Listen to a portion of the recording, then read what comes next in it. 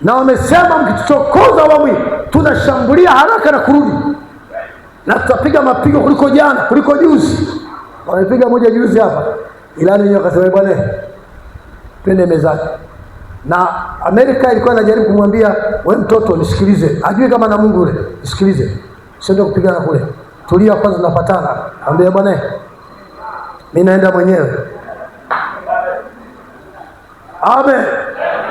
Akaambia naenda mwenyewe, na kwa mara hii ameruka mwenyewe na amepiga pigo kubwa sana, na akarudi pale.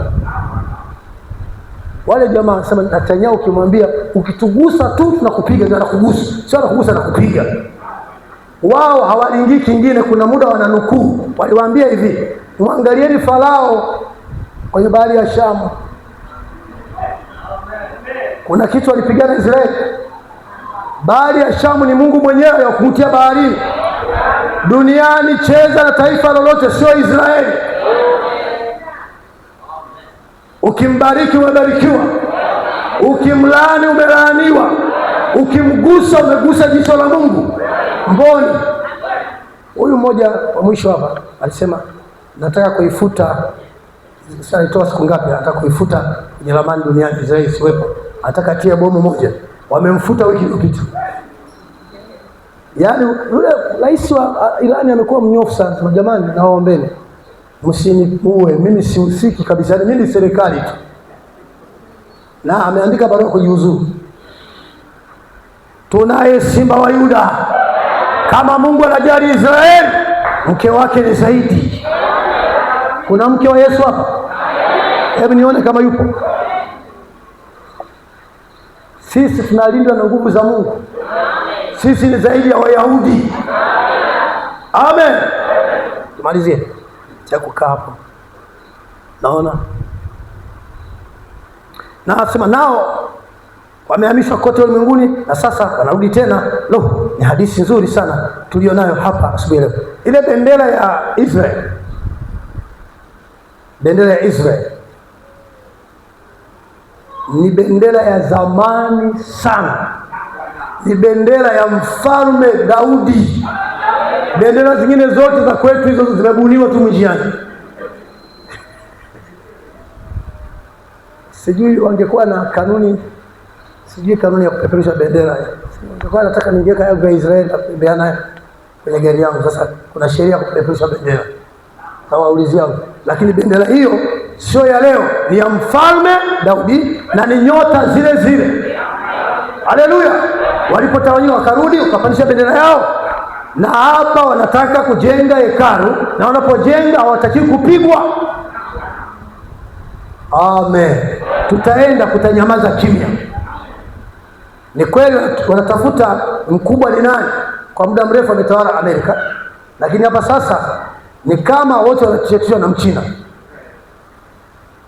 Lakini wakumpiga Amerika ni Urusi, ndio ana kombola lake.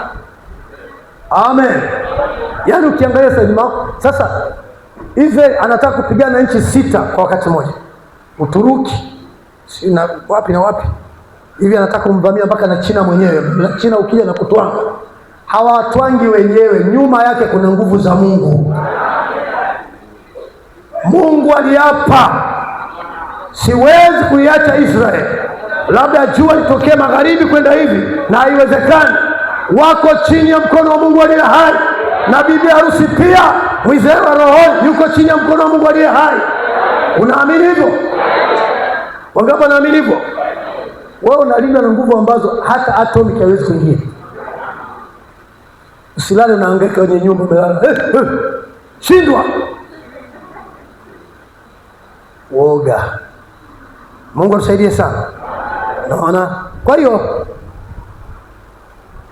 hilo ni jambo la kwanza. La pili, nataka kuhubiri kwa ufupi msaada wa Mungu. La pili, kila jambo ili ufanikiwe ni lazima ufanye uamuzi. Nisikize vizuri. Watu wengi wanaanza vitu ovyo ovyo. Lazima ufanye decision, ufanye uamuzi. Na usipofanya, ile jambo taharibika. Na ukifanya, ulisimamie. Lazima unataka kuokoka umaanishe, sio kusema nataka kuokoka, hapana. Unamaanisha kwamba naamua liwalo na liwe, itasafiri. Magumu yakinikuta hakuna shida. Mungu tusaidie sana. Kwa hiyo kwa kila jambo unataka kulifanya, lazima ufanye uamuzi, hususan kumtumikia Mungu aliye hai.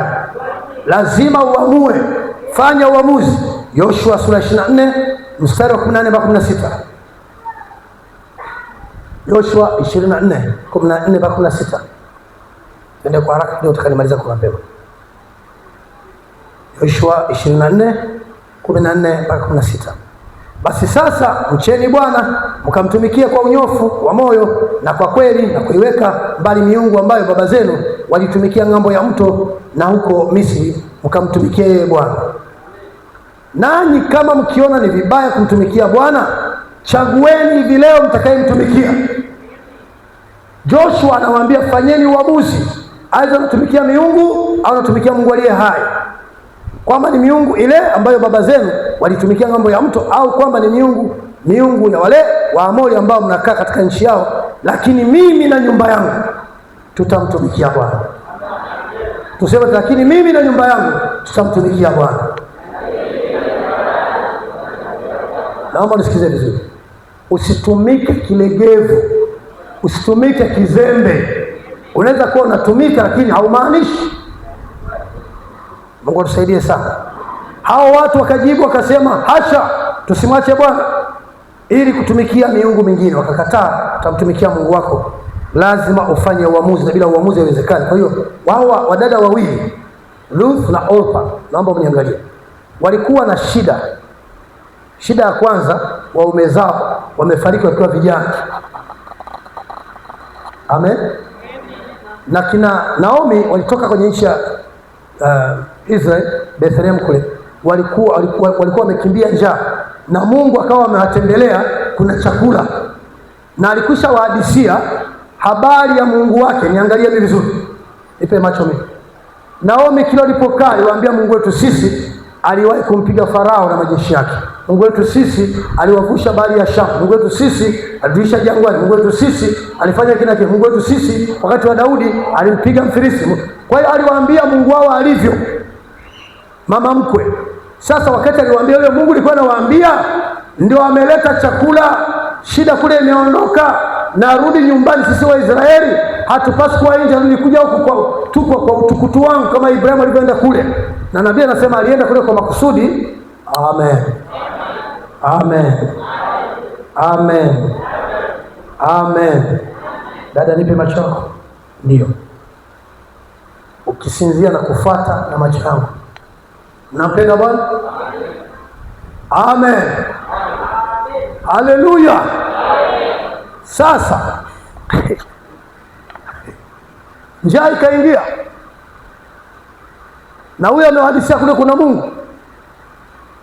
Moabu kuwa na njaa, wasingeshawishika kwenda kwenye chakula, walikuwa na chakula cha kutosha sana. Lakini Naomi aliwahadisia kwamba, nisikie vizuri, Mungu ninayemtumikia mimi, Mungu wangu mimi sio wa kawaida.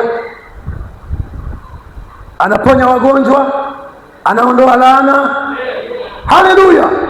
Aliwahadisia sana. Wakauliza, mbona nyinyi mko hapa sasa? Sisi tulitoroka tu, Wayahudi wapasi kuwa huku. Amen. Amen. Sasa akawapa mtihani.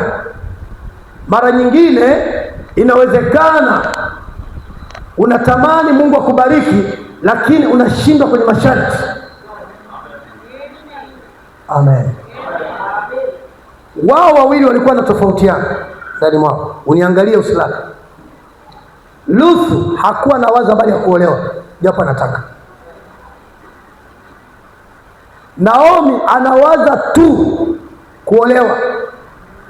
Ruth alikuwa anawaza sana mpate Mungu wa Naomi, kwamba nikimpata kesi zangu zimeisha. Amen. Kwa hiyo walipowapa wito wa madhabahuni, Naomi alipotoa akuambia, vipi unasemaje awamu ya kwanza? Wakakata shauri pamoja, mkupuo, niko hapa tayari. Akaona hajanielewa, akakaza injili. Sasa rudini kwanza mpumzike kidogo. Nasema hivi, Kama mnakata shauri sababu ya kutaka kuolewa, sawa. Siwezi kuzaa mtoto hapa kuwe msubiri, na hawezi kupatikana mimi mzee. Kwa habari ya kuolewa muipoteze kwa habari ya tumbo langu. Na waambia mrudi kwenye koo zenu mkaolewe huko. Silikuwa ni rahisi sana. Unarudi tu kwenye ukoo wenu naenda kuolewa. Sikii, kesi imeisha. Lakini kuna mmoja alikuwa mteule ndani mwake. Haleluya. Kuna kitu fulani, kuna chip ndio kosa ibada wiki. Lakini kwenye mtandao mnao. Kuna kitu fulani Mungu anaweka unapookoka, anakiweka ndani yako, kina ukubwa kama ukucha. Hicho kitu kinaitwa ni mfumo wa Mungu. Ni system ya Mungu. Ndio hicho kinakufanya upende ibada. Ndio hicho kinakufanya ukatae mabaya. Ndio hicho kinakufanya uweze kumtumikia Mungu usiku na mchana. Sasa hicho kitu hawekewi kila mtu, uwekewa mteule peke yake. Haleluya. Kilikuwa ndani ya Ruth. Kwa Ruth ilikuwa humuhimizi, hata ukimzuia usiende, unamletea injili ngumu, anakuambia usinisii nikuache. Mungu wako atakuwa Mungu wako. Hasemi mume, Mungu wako atakuwa Mungu wangu. Mahali utakaa mimi nitakaa pale. Kifo kitatutenga. Nje hapo tutakuwa pamoja. Haleluya. Huyu mwingine aliposikia kuna kuolewa, akambusu Naomi, akarudi kwenye kanisa lake. Ruth huwezi kumzuia. Ana fedha, anajaribiwa, hajaribiwi. Hutamzuia juu ya Mungu wake. Haleluya. Wakaanza kuambatana. Ripoti nasema wakafika kule Bethlehemu, na walipofika kukawa na mayowe mengi kule, watu wakimsikitikia sana Naomi manake ni mzuri. Akasema msiniite hivyo, niiteni Mara, sababu niko na machungu mengi. Bwana amenitenda mabaya. Mume wangu amefariki, watoto wangu wamefariki, mashamba yangu yamechukuliwa. Haleluya. Hapo ndipo tunapata Ruth akaingia hapo na wakawa pamoja hapo. Sasa historia ya Naomi sitaizungumzia, nataka nije tu kwa huyu Ruth. Jina la Bwana libarikiwe sana. Tuone kwenye kifungu kile cha Mkombozi, tuko bado pale kifungu cha 80 kamili. Pale tutasoma bado 76 anasema, lakini jinsi ninavyompenda maskini Ruth. Weka macho ubaoni. Ukiwa kanisani usikae kama bosi umekuja kushughulika. Kienda ubaoni, ndio ubaoni. Utaona usikizi na kuacha. Ila kama unakaa tu unataka kusikiza sauti, hautaweza. Twende ubaoni. Lakini jinsi ninavyompenda maskini Ruth, ilibidi afanye uamuzi. Ilibidi kufanya uamuzi. Lazima ufanye uamuzi. Kama hutatoka nje ya milango hii mchana wa leo bila namna fulani ya uamuzi, hutaondoka kwenye chumba hiki au jengo hili leo, ama ukiwa mwanamume au bora zaidi